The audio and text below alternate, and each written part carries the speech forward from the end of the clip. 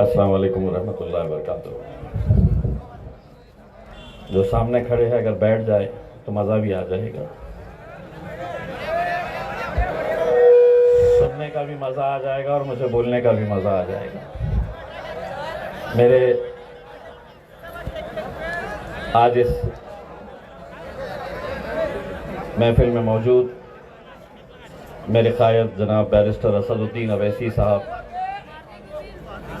जनाब गफ्फार कादरी साहब, समीर साजिद बिल्डर साहब, सलीम शाह साहब, कन्नड़ की पूरी टीम, मुंशी पटेल साहब, और यहाँ पर मौजूद जो साहब अभी बोल कर गए हैं, काड़े पाटिल साहब जो मन से छोड़कर मजलिस में आए हैं, स्टेज के ऊपर मौजूद मेरे परिवार के सदस्य जिन्हें मैं आदर्श के जितने भी ठेवीदार हैं, मैं उन्हें अपना परिवार का सदस्य मानता हूं और वो भी मुझे कोई अपना बेटा समझता है, कोई भाई समझता है, कोई दोस्त समझता है। आज मुझे खुशी इस बात की है कि जब इन लोगों के बीच में रहता हूं तो एक एहसास होता है कि मुझे एक ऐसा मौका मिला था 5 साल पहले कि मैं लोगों की खिदमत कर सकूं, जो ज़रूरतमंद है, जो परेशान है, जो हैरान है, उन लोगों के कुछ काम आ सकूं, जिनकी आवाज़ कभी पार्लियामेंट तक, कभी असेंबली तक पहुंचती नहीं या पहुंचाई नहीं जाती, उनकी आवाज़ बनकर मैं वहां पर खड़ा रहूं। इस मकसद से 2019 के अंदर लोगों ने एक मोजज़ा किया था। कभी किसी ने सोचा नहीं था कि औरंगाबाद से MIM का कोई MP चुनकर आ सकता है, लेकिन अल्हम्दुलिल्लाह आप लोगों ने दिल खोलकर मेरा साथ दिया। 5 साल का वक्त होता है एक मेंबर ऑफ पार्लियामेंट का, लेकिन मुझे महज 3 साल मिले, क्योंकि जैसे ही मैं चुनकर आया तो पीछे पीछे मेरे कोरोना का वायरस भी आ गया। 2 साल सब कुछ बंद हो चुका था, पार्लियामेंट भी बंद था। 1 रुपये का फंड जो खासदार को मिलना चाहिए, 2 साल तक 1 रुपया भी किसी भी खासदार, किसी भी मेंबर ऑफ पार्लियामेंट को नहीं दिया गया। यह बताया गया कि आपका जो पैसा है हम कोरोना के ऊपर खर्च कर रहे, जबकि हकीकत में वो पैसा एक नई पार्लियामेंट बिल्डिंग बनाने के लिए खर्च किया जा रहा था, ताकि उनके 300 MPs और विपक्ष के सभी MPs बड़ी आराम के साथ बैठ सके, AC में बैठ सके, अच्छा सोफा उन्हें मिल सके। लेकिन मैं जानता हूं कि कोरोना के अंदर मरने वाला हर इंसान उस बीमारी से नहीं मरा, उस वायरस से नहीं मरा था। अस्पताल थे, अस्पतालों की इमारत थी, लेकिन वहां पर कहीं डॉक्टर नहीं तो कहीं नर्स नहीं, नर्स थे तो वहां पर ऑक्सीजन नहीं, ऑक्सीजन था तो वेंटिलेटर नहीं। ये पूरे हिंदुस्तान के हर सरकारी अस्पताल के अंदर देखने को मिला। इसीलिए लोग सिर्फ वायरस से नहीं मिले, कई लोग उन अस्पतालों में जाने के बाद उन्हें सही से इलाज नहीं मिला। मैंने 2 साल ये सब देखा और उसके बाद मैंने तय किया कि मैं देश को तो नहीं बदल सकता हूं, लेकिन अपने जिले को मैं बदलूंगा। मैं वकील नहीं हूं, मेरे पास लॉ की डिग्री नहीं है, लेकिन मैं हाई कोर्ट के अंदर गया और हाई कोर्ट के अंदर जाकर मैंने ये कहा कि मैं एक केस डालना चाहता हूं, एक जनहित याचिका डालना चाहता हूं, एक पब्लिक इंटरेस्ट लिटिगेशन डालना चाहता हूं कि हमारी मेडिकल की सुविधाएं सरकारी अस्पतालों के अंदर कैसी असुविधा वहां पर है, कितने वैकेंसीज पड़े हुए हैं, डॉक्टर के पोस्ट खाली है, नर्सिंग की पोस्ट खाली है। कन्नड़ के अस्पताल में जाओ तो चिट्ठी लिखकर दे दी जाती है कि जाओ और औरंगाबाद के घाटी अस्पताल के अंदर इलाज कराओ, पगार बराबर से उठा रहे। यही हाल गंगापुर का, यही हाल वैजापुर का, खुलदाबाद का, सोएगांव का। मैं अदालत के अंदर गया और अदालत को यह कहा कि मैं ये केस खुद लड़ना चाहता हूं। रजिस्ट्रार के सामने मुझे हाजिर होना पड़ा। रजिस्ट्रार ने मुझसे पूछा कि आप एक वकील क्यों नहीं लगाते। मैंने कहा कि मैं चाहा तो बड़े से बड़े वकील को लगा सकता हूं, लेकिन जब कोई गरीब, कोई मजलूम, कोई पेशेंट मेरे पास आता है और मुझसे यह कहता है कि मेरी मां को, मेरे बाप को कैंसर हुआ है, और जब मैं कैंसर हॉस्पिटल में जाता हूं एक सादा सा एमआरआई करवाने के लिए, तो मुझे चिट्ठी पर लिख कर दिया जाता है कि तुम्हारा अपॉइंटमेंट 3 महीने के बाद आएगा। तसव्वुर करिए, तसव्वुर करिए कि वो बेटा या वो बाप जिसका बच्चा कैंसर से पीड़ित है, उसको यह कहा जाए कि 3 महीने के बाद तुम्हारा सिर्फ एक टेस्ट होगा, उसके पास पैसा नहीं, कहां जाएगा? प्राइवेट हॉस्पिटल में जाने की उसकी इतनी इस्तिताअत नहीं, इतना पैसा नहीं, कहां जाएगा? खुदा न करे इम्तियाज जलील को अगर कुछ होता है तो सरकार ने खासदारों का इलाज हिंदुस्तान के सबसे बड़े से बड़ा अस्पताल हो या हिंदुस्तान के बाहर विदेश में जाकर भी अगर कोई इलाज कराना चाहा तो वो इलाज करवा सकता है, और उसका पूरा पैसा जो है वो सरकार भरेगी। ऐसा सिस्टम है। लेकिन आखिर मुझे खासदार बनाया किसने है? मुझे खासदार इन लोगों ने बनाया है। तो मैं अपने बारे में सोचूं, और जिन लोगों ने मुझे यह मौका दिया कि इम्तियाज जलील हम तुझे वोट कर रहे हैं, तुम हमारी आवाज बनकर दिल्ली तक जाना। दोस्तों, मुझे इस बात की खुशी है कि 2 साल से लगातार मैं हाई कोर्ट के अंदर खड़े रहता हूं। वकील नहीं हूं, लॉ की डिग्री नहीं है, लेकिन जब केस लड़ने के लिए मैं हाई कोर्ट में खड़े रहता हूं, अच्छे अच्छे वकील आते हैं सुनने के लिए और देखने के लिए कि एक मेंबर ऑफ पार्लियामेंट कैसा लड़ रहा है आवाम के लिए, जनता के लिए। इन 2 सालों के अंदर 10,500 मेडिकल की नौकरियां निकली है। मेडिकल के जितने भी डॉक्टर्स की वैकेंसीज थी, नर्सेस की वैकेंसीज थी, क्लास 3 टेक्नीशियंस, 10,500 पोस्ट निकले।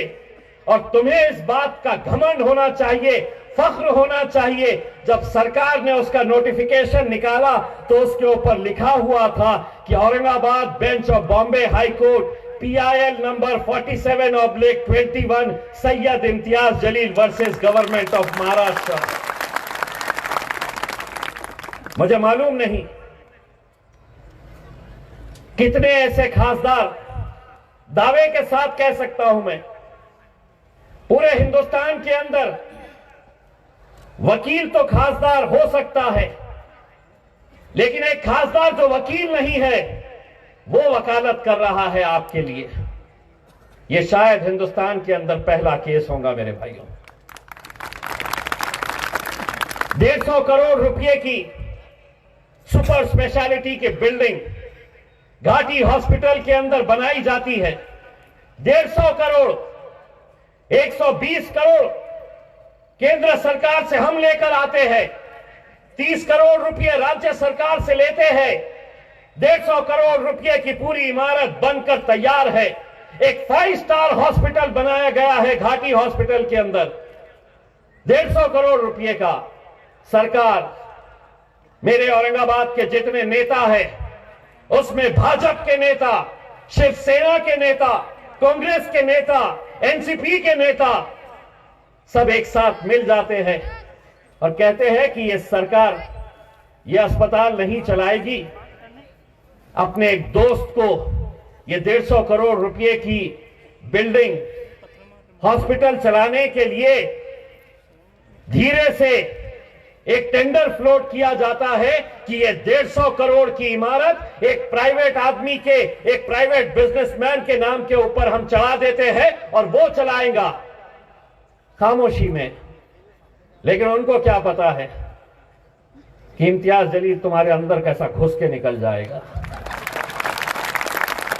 पूरे डॉक्यूमेंट जमा किया, अदालत के सामने ले गया, हाईकोर्ट के सामने, और हाईकोर्ट को बताया कि अगर कोई अमीर आदमी का इलाज करना है तो बड़े बड़े अस्पताल मौजूद है, लेकिन अगर किसी को बाईपास करवाना है, एंजियोप्लास्टी करवाना है, एंजियोग्राफी करवाना है, कितने सारे न्यूरो के ऑपरेशंस करवाना है जिसकी कीमत लाखों में होती है, गरीब आदमी कहां जाएगा अगर तुम यह अस्पताल एक प्राइवेट आदमी के हाथ में दे रहे हैं। मैं धन्यवाद करना चाहूंगा औरंगाबाद बेंच के हाई कोर्ट के जजेस का, जिन्होंने मुझे सुना और यह फैसला दिया कि किसी भी हालत के अंदर यह हॉस्पिटल हम प्राइवेट के हाथों में नहीं देने देंगे करके। किसके लिए यह किया जा रहा है? मैं अपने उसूलों के ऊपर पक्का हूं। ऐसा नहीं है कि राजनीति में आ गया हूं तो अपने उसूलों के साथ समझौता करूंगा।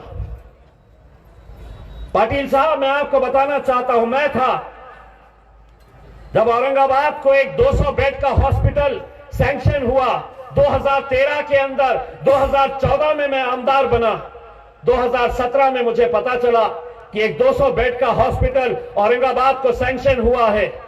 मैंने कलेक्टर के पास से डिटेल्स निकाली, सिविल सर्जन को बुलाया, मेडिकल के अथॉरिटीज को बुलाया, तहसीलदार को बुलाया, और मैंने कहा कि ये 200 बेड के हॉस्पिटल का क्या हुआ। तो सब बड़ी बड़ी फाइल्स लेके आए मेरे पास। कलेक्टर का आदमी कहता है कि साहब हमको जगह नहीं मिल रही है 7 एकड़ 200 बेड का हॉस्पिटल बनाने के लिए। तहसीलदार कलेक्टर को लिख रहा, कलेक्टर सिविल सर्जन को लिख रहा, सिविल सर्जन तलाठी को लिख रहा। 3 साल तक ये खेल चलता रहा, हॉस्पिटल का नाम नहीं। फिर मुझे पता चला कि एक भाजपा के नेता, जो भाजपा में होंगे, लेकिन मैं मान कर चलता हूं कि गोपीनाथ मुंडे साहब ये लोक नेता थे, लोगों के नेता थे, एक पक्ष से ताल्लुक था होगा, लेकिन उनका स्मारक बनाने के लिए 7 एकड़ जमीन क्रांति चौक के ऊपर यही प्रशासन ने दे दिया, ये कहकर कि हमारी हुकूमत है, हमारा नेता है, हम 7 एकड़ सरकारी जमीन उस स्मारक के लिए दे रहे हैं।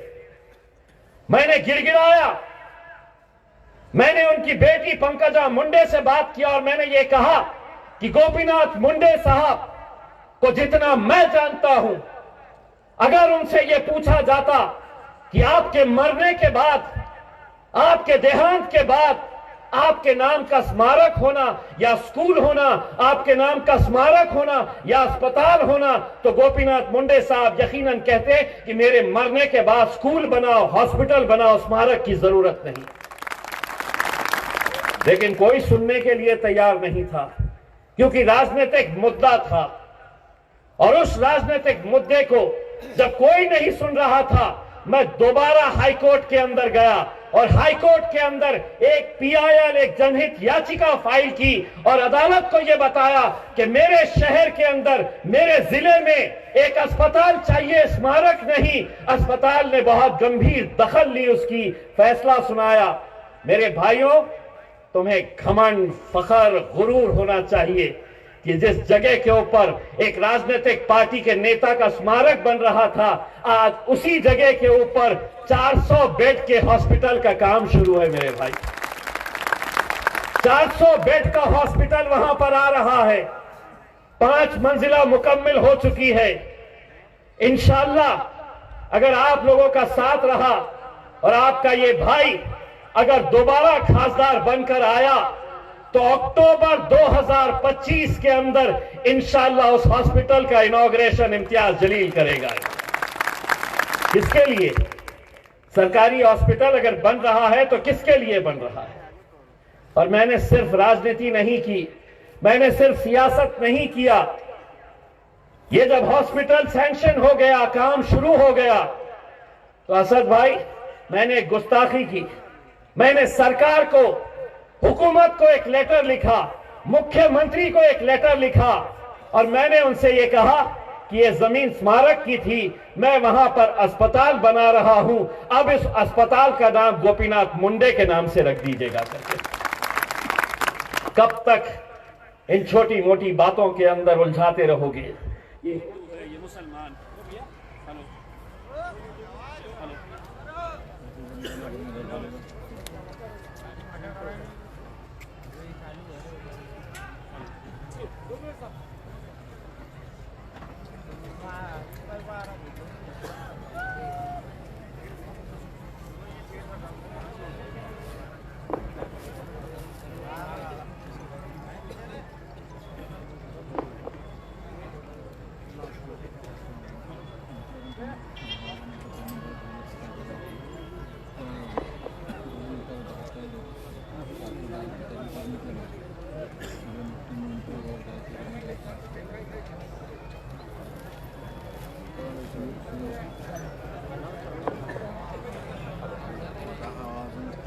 हेलो हेलो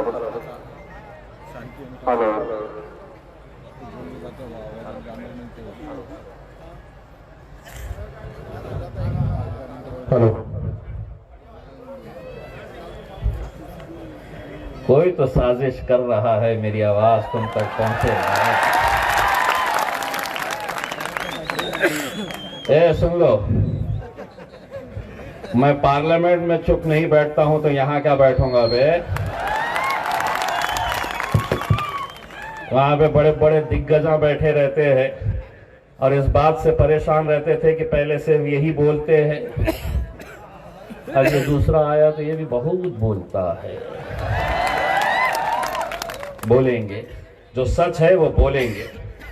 मेरे भाइयों, आज मुझे खुशी इस बात की है कि आज अल्हम्दुलिल्लाह जिस जिले के अंदर इलेक्शन जात, धर्म और मजहब के नाम के ऊपर होते थे, जो कभी इलेक्शन लड़ाते थे तो हिंदू और मुसलमान के नाम के ऊपर लड़ाते थे, आज स्टेज के ऊपर मैं जब मेरे इतने सारे हिंदू भाइयों को देखता हूं, मुझे कोई मायना नहीं रखता है कि वो किस जात के, किस धर्म के हैं, लेकिन ये सब आज इम्तियाज जलील के नाम की टोपी पहनकर आए हैं। तो कौन है ये लोग? ये आदर्श घोटाले के अंदर फंसे हुए वो लोग हैं जिनके जिंदगी भर की कमाई किसी एक पद संस्था के अंदर डालते हैं। 200-250 करोड़ रुपए लेकर उस पद संस्था का डायरेक्टर, चेयरमैन, पैसा इनका ऐश वो कर रहा, अपने महल बना रहा, अपनी गाड़ियां खरीद रहा, अपनी प्रॉपर्टी खरीद रहा। पूछो इनसे, और इन जैसे न जाने 60,000 ऐसे जो ठेवीदार थे, जो डिपॉजिटर्स थे, सबके चौखट पे गए, सबसे गिड़गिड़ाए कि हमारे जिंदगी भर का पैसा इसके अंदर लगा हुआ था और एक दिन अचानक हमें बताया जा रहा है कि तुम्हारा पैसा गया, पद संस्था डूब गई। मीडिया को मैनेज किया गया, पुलिस को मैनेज किया गया, डीडीआर ऑफिस को पूरी तरीके से खरीद लिया गया, मंत्री से लेकर संतरी तक सबको पैसा पहुंचाया गया। कोई सुनने के लिए तैयार नहीं था। आखिर में जब ये लोग मेरे पास आए, एक बूढ़ी औरत जो मेरे दादी की उम्र की हो सकती है, वो जब आई मेरे पास और गिड़गिड़ा के रोने लगी, मैंने उसे वादा किया कि तुम्हारा पैसा मैं ला कर दूंगा। मैं आपको इतना यकीन दिलाता हूं और इन लोगों को यह यकीन दिलाता हूं कि हिंदुस्तान के अंदर कितने बैंक्स डूब गए, कितनी पद संस्थाएं डूब गई, लेकिन आदर्श का एक घोटाला 200 करोड़ रुपए लिया होगा, बहुत बड़े बड़े पॉलिटिकल कनेक्शंस, सारे मंत्री, सारे आमदार, खासदारों को जेब में रखने वाला, ऐसा लग रहा था, उसे यह समझ में आ रहा था कि मेरे पास इतना पैसा है कि मैं किसी को भी खरीद सकता हूं, लेकिन उसे यह पता नहीं था कि बाजारों में कुत्ते और बिल्ली बिक सकते हैं, शेर के बच्चे बाजारों में बिकते नहीं। पूरे के पूरे कहां हैं? जेल में पड़े हुए हैं, हरसूल जेल के अंदर। जिंदगी में कभी सोचा नहीं था होगा उसने कि मेरा भी ऐसा दिन आ सकता है, इनको तो मैं लूट सकता हूं, लूट के मजे भी कर सकता हूं। लेकिन उसे क्या पता था कि एक दिन तेरा पाला इम्तियाज जलील से पड़ने वाला है। बहुत कोशिश किया, बहुत हथकंडे, किसी ने डराने की कोशिश की, किसी ने खरीदने की कोशिश की, लेकिन मेरे भाइयों, मैं आज यकीन के साथ कहता हूं कि हिंदुस्तान का यह पहला केस रहेगा। और जितने भी लोग, मैं इसे सियासत की, राजनीति की नजर से नहीं देख रहा हूं काका, मैं आपको यकीन के साथ कहता हूं, आप मेरा साथ दे या ना दे, लेकिन मैं आपको यकीन दिलाता हूं कि आपका एक एक रुपया वापस लाने की जिम्मेदारी इम्तियाज जलील उठाता है अपनी संज्ञा पर। क्योंकि मुझे इनका सिर्फ आशीर्वाद भी मिल गया तो मैं बहुत दूर चला जाऊंगा इंशाअल्लाह। मेरे भाइयों, आज आपको मालूम होगा, अच्छी तरह से आप समझ गए होंगे कि सारे के सारे पूरे इकट्ठा हो गए हैं। टूटी फूटी शिवसेना, टूटी फूटी राष्ट्रवादी, भाजपा, कांग्रेस, पूरे के पूरे एक साथ आ गए हैं। और सबकी कोशिश क्या हो रही है? सब यही कोशिश में लगे हुए हैं कि इसको कैसे गिराया जाए। ये जितने भी राजनीतिक पार्टियों के नाम लिया हूं ना, वो अच्छी तरह से कान खोल के सुन लो। तुम्हारा दिमाग जहां पर चलना बंद होता है, वहां से मेरे कायद बैरिस्टर असदुद्दीन अवैसी साहब का दिमाग चलना शुरू होता है। बड़े आएंगे, अभी बड़े आएंगे, 2-2, 4-4 हजार वाले, 1000 वाले, 500 वाले, यहां पे भी आएंगे, यहां पे भी आएंगे, बहुत कोशिश करेंगे। और हां, मुझे भी मालूम है कि हो सकता है इलेक्शन के वक्त में कुछ बिकाऊ आइटम भी रहते हैं। कौन है? अबे अभी जरा फॉर्म वॉर्म भरने दो, देखो फिर कैसा उधेड़ता हूं उसमें। अभी कहां फॉर्म भरने के टाइम के ऊपर आना, जरा उसी दिन दिखा डालेंगे कि 100 सोनार की एक लोहार की किसे कहते हैं इंशाअल्लाह। मेरे भाइयों, मैं इंशाअल्लाह आप लोगों से मुखातिब होता रहूंगा, आप लोगों के बीच आता रहूंगा। मैं ये मानकर चलता हूं मेरे भाई, मैं बहुत ईमानदारी के साथ काम करा, 3 साल मेरे हाथ में थे। मैंने जिस तरीके की प्लानिंग की थी कि शुरुआत के 2 साल के अंदर ग्रामीण इलाकों के अंदर हम क्या क्या कर सकते हैं, लेकिन जैसा मैंने आपको बताया 1 रुपया भी नहीं मिला। लेकिन अल्लाह ने अगर मौका दिया, आप लोगों की दुआएं, आप लोगों का साथ रहा, तो इंशाअल्लाह अगला 5 साल जो है वो ग्रामीण इलाके के अंदर भरपूर काम करेंगे। और कुछ काम अगर रह गए तो यकीनन उसे भी आने वाले टर्म के अंदर पूरा करने की कोशिश करेंगे। मैं जानता हूं कि आप लोगों की नजरें इस बात के ऊपर लगी हुई है कि इम्तियाज जलील कब खत्म करता है और हिंदुस्तान का शेर कब यहां पर आकर खड़े रहता है। तो मैं ज्यादा वक्त नहीं लेता हूं। बहुत बहुत शुक्रिया। वाफिर दवाना। धन्यवाद साहब। मैं इसके बाद कन्नड़ की टीम से आगे बढ़ता हूं।